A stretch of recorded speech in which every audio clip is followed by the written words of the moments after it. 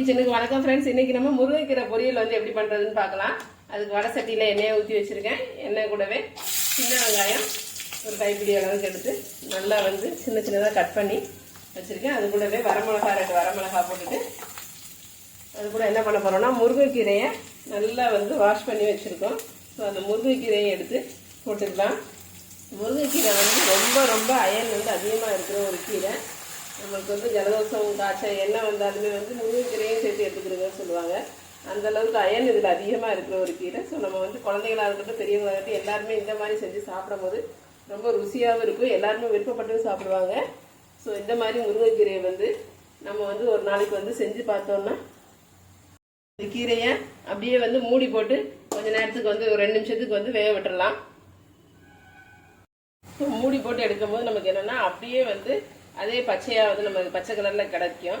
அந்த கலர் மாறாமல் இருந்தால் தான் நமக்கு வந்து அந்த சத்து வந்து அப்படியே கிடைக்கும்னு சொல்லுவாங்க. ஸோ அதனால தான் அப்படி வந்து மூடி போட்டு வேக வச்சேன். ஸோ வேக வச்சு இறக்கும் போது என்ன பண்ணால் கொஞ்சமாக அதுக்கு தேவையான அளவுக்கு சால்ட்டும் போட்டு நம்ம வந்து அது வெந்தாச்சு. வெந்த உடனே இறக்கணுன்னா அவ்வளோ ஒரு ருசியாக இருக்கும், சாப்பிட்றதுக்கும் நல்லா இருக்கும். குழந்தைங்களுக்கும் இதெல்லாம் கொடுத்து வந்து நம்ம பழக்கினாதான் அவங்களுக்கும் தேவையான சத்துகள் வந்து உடம்புல வந்து கிடைக்க ஆரம்பிக்கும்.